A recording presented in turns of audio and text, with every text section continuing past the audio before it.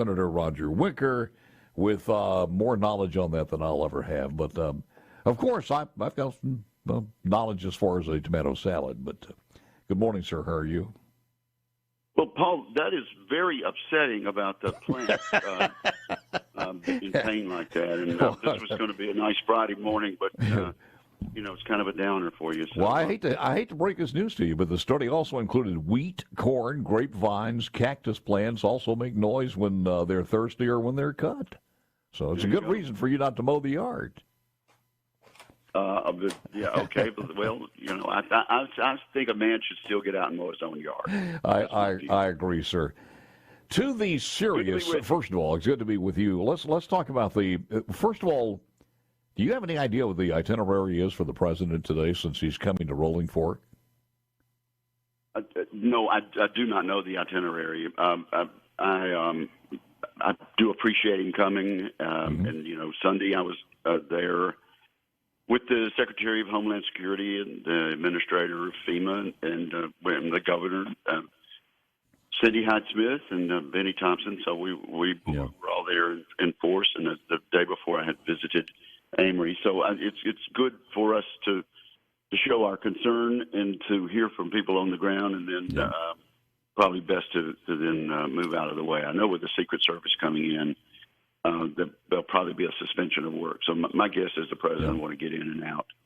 I'm sure. I haven't heard, but I mean, it's a pretty good long drive if you're landing in Jackson as far as Air Force One, and I'm sure some people would love to see that, regardless of who's aboard. The other thing is to take a convoy all the way to Rolling Fork from Jackson is pretty long, and from what I understand, he's had a terrible cold for a while, so it's going to be interesting to see what he does. I guess he could take a helicopter or something from here to there, but we'll see. I haven't. Well, actually, that if the president were willing to take a kind of a rough ride in a helicopter, that would actually be instructive because he'd be able to. Yes. To see the extent of the damage, particularly in those many blocks of residential housing there in Rolling Fork.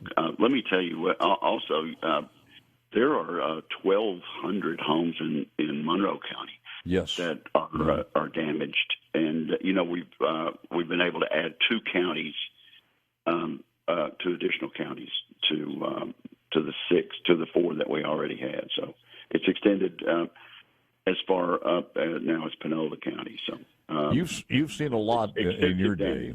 I know you toured Katrina also, but it just seemed to me that the amount of damage.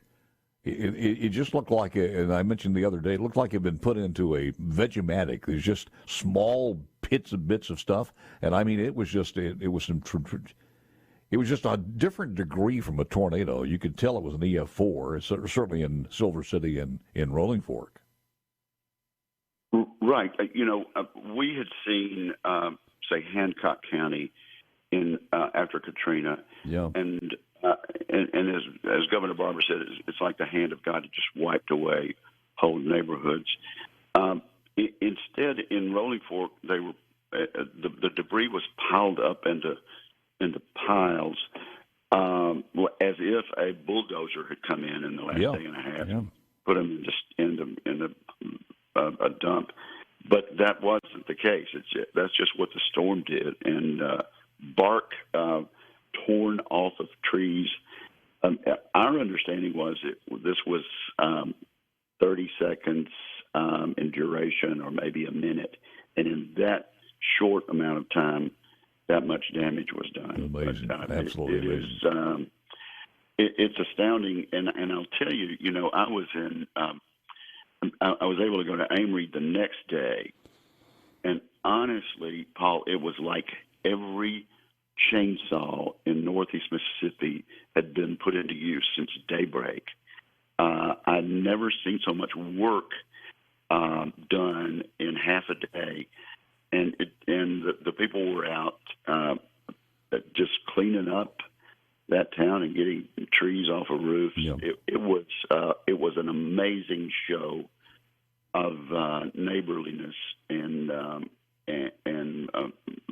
Mississippians helping Mississippians, and of course, people started coming in from all over the country, and we really appreciate it. Really, it was like it's going to the go long. FEMA guy that was on with me, the information guy was on with me in the studio, and he basically said, which we hear a lot, of course, and we're proud of that, that it was a different degree of working together and hospitality and everything that he's seen from people in Mississippi. He said he's seldom seen that type of working together, black and white, young and old, male and female, and it was something that caught his notice. I don't want time to go by without us talking about this China thing, because I got to tell you, I'm worried for the next generation. This timeline on here talking about they're getting their nuclear stuff moved here and there, their forces trained. How accurate do you think this timetable is of 2027 as far as Taiwan's concerned? Well, the reason Admiral Davidson said it was likely to be 27, and that's why we get that as a Davidson window. Mm-hmm. It's when Xi Jinping had said he wanted China to be ready for that. It could happen earlier. And let me just tell you, dictators can make a miscalculation. Vladimir Putin made a grave miscalculation that really will always, it will be the grave mistake that people will talk about when a century from now, when people talk about Vladimir Putin. And Xi Jinping could do the same thing. I don't think the free world is going to stand by and let communist China control a large percentage, over 50% of the trade routes in the Pacific. I just don't think that they're going to do that. We would not have the standard of living in the United States that we have. We wouldn't be able to sell all the things that we manufacture and send all over the world if that took place. Are we ready? Are we ready as far as our Navy is concerned? No, we're not. One. Absolutely, we're not ready. And the head of the Marine Corps will tell you that. General Berger will tell you that. And the president's budget is not adequate. And to our credit, on a bipartisan basis, Democrats and Republicans on the Armed Services Committee and in the House and Senate have plussed up the Biden defense budget 2 years in a row, and we're going to have to do it again this year. The president's budget would not even keep up with inflation, and the Office of Management and Budget has always been a source of irritation for me. But they make these assumptions, and so if anybody out there in radio land around in Mississippi thinks we're going to have a 2.2% inflation rate for the next year, please give me a call, because obviously inflation is going to be up around 6 or 7%. Yeah. Well, I want to continue this on the other side. We've got that we're going to only have 2% inflation. We got a break coming up here, but I want to continue this on the other side. We also heard, as far as the budget is concerned, Senator Roger Wicker, we also heard that just the payment on the interest now, and we're still trying to assimilate this in our minds, the payment on the interest before we do anything, lay one brick, is $1 trillion to pay the interest on the money that we owe out there. It's insane. We'll get back more with Roger Wicker coming up next.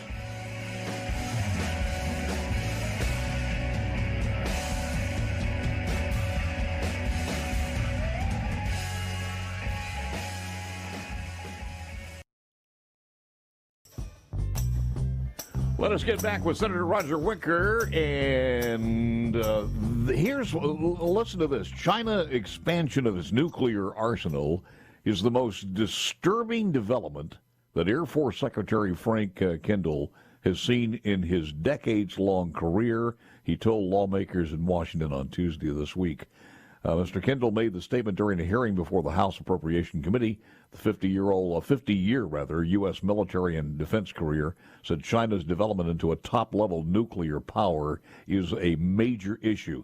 He said, I don't think I've seen anything more disturbing in my career than Chinese ongoing expansion of their nuclear force. For decades, they were quite comfortable with an arsenal of a few hundred nuclear weapons, which was fairly clearly a second strike capability to act as a deterrent. That expansion that they're undertaking puts us in a new world that we've never lived in before, where you have three powers, three great powers essentially, with large arsenals of nuclear weapons. What did you see when you toured a shipyard facility? What did you see there? Paul, I sort of came in halfway through the question. We are well positioned, for example, in our shipyards to contribute to a buildup of our fleet, which is what we need. Now, today I will be with Gary Schwest of Edison Schwest and Chris Bond of Gulf Ship in Gulfport. I'm in Biloxi right now as we speak, and we're going to talk about training some more workers, not necessarily folks that want to go on to college, but want to get right on out and do some apprenticeship and learn how to start help building our fleet. So we are well positioned if we can get the money appropriated for building up our fleet. And to me, that is really the crucial thing with China, because yes, you're right to be concerned about the nuclear problem. No question about it. But it is their Navy that they are increasing dramatically, while Joe Biden proposes a budget that would cut the number of ships we already have. I do want to ask you this, though, because I forgot. I had this printed off, I think, Monday of this week about that job fair in Pascagoula for the shipyards. Is that the same one we're talking about, the big job fair there? Is that it? Or is this another? Today, no, we're signing a program. I'm participating in an agreement being signed. I got you. In Gulfport for apprenticeship, and it's going to be a terrific thing. And honestly, these kids can get out of high school, go to this apprenticeship program in welding, ship fitting, or electrical work, and really they're making very close to six figures after 2 or 3 years. So it's a great opportunity for us to expand our industrial base and also for jobs right here in Mississippi and on the Senator, coast. We were down there several years ago, and I'll never forget. We were at Pascagoula at the shipyard. They got us to come to the shipyard there after a lot of clearance and everything else, but it was a memorable time. We interviewed one young man who was out of school for, I think, a couple of years from high school.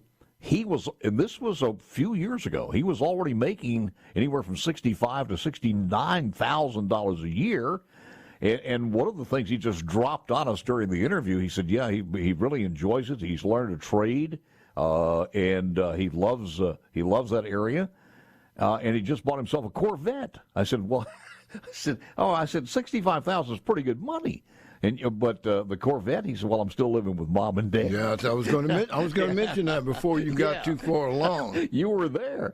I said, hey, this kid knows what he's doing. I hope he's still not living with Mom and Dad. So, but for people in other parts of the state who are hearing this, I mean, if you think living on the Gulf Coast is something you'd love to do and you want a job, and man, they've got a lot there and they're willing to train you. Is that not right?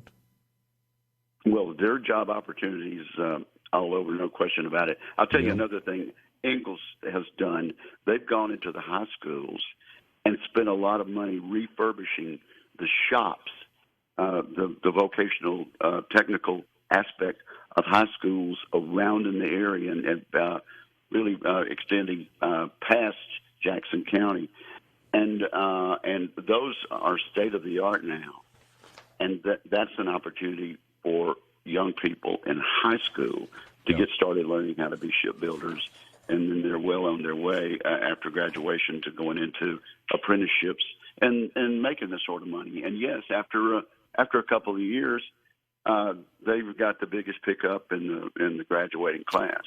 Yeah, after 4 years and you're knocking down $65,000, then 4 times 6 is 24. That's $240,000. That's nearing $250,000 that you've got. Where somebody with a 4-year degree has got $60,000 in student loans. So hopefully you got a good job to pay that off. Do it for Mama and Daddy so you can get out of the house. All right, let me have your take on what's going on in Washington as far as Donald Trump and also New York and Florida and all of this in the indictment. Did you ever think you'd see this? Well, it is absolutely a political indictment. And regardless of what you think about this Stormy Daniels or whatever, this happened 8 years ago. And basically a state district attorney is getting a former president indicted for, on the state level, for violating a federal campaign finance law. It does not make us look good internationally. It's the sort of thing you expect to see down in Peru or Brazil, yes, or over in some of these emerging countries in Asia.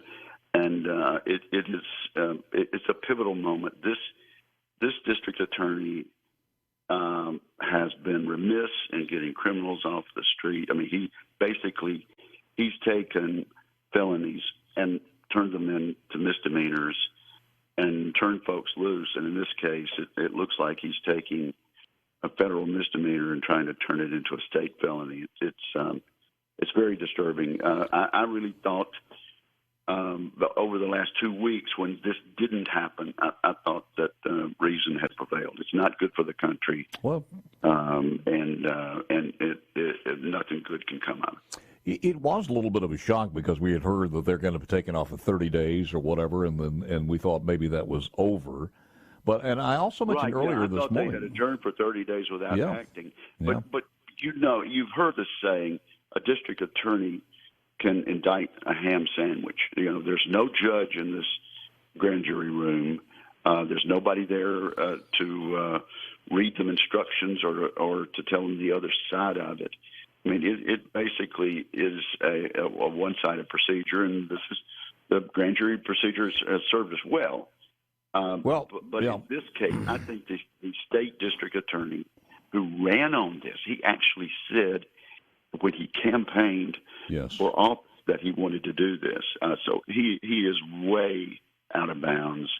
This does not help our standing in the world, and nothing good can come out as far as I'm concerned. When you say tit for tat, when I mentioned earlier this morning, if you've got a promising presidential candidate who maybe take a poll and he's leading and he happens to be in a red state, well, just look, let's find out where he lives in that red state, get our own DA, and we can do the same thing. I mean, it's Republicans just don't do that, but I mean, it's a possibility. And who knows after this what happens? It's crazy. A state judge in Arkansas ruled that Bill Clinton had lied under oath, had committed perjury, and yet that state judge took Clinton's law license away. It was a subject of an impeachment charge. But there was never any indication that she was going to try to put Bill Clinton in jail for that. And there are just some links to which there has been restraint by prosecutors. John Edwards, and also Hillary Clinton. I mean, if you need a couple of examples, I guess restraint was played out in that one. Greg Harper was on in the studio a few moments ago, and we were talking about. I was listening. He did very well. He's good. Greg, he's done a great job, and I miss him in Congress, to be honest with you, because he's always been a guy that kept us fully informed of what was going on, but. You got to believe that if there's anything in these indictments that we haven't heard, my God, how many investigations have been? I mean, they've done a 14-month colonoscopy on this guy. There couldn't be anything new that's of that much fabric of revelations, I would think. So, your thoughts, your final thoughts, sir. Not good. It's wrong and it's not good, and this really hurts our standing internationally, as far as I'm concerned. I agree with you, and as they say, this will not end well. Roger Wicker, thank you, sir. I appreciate you spending the time. Thank you, Paul. You got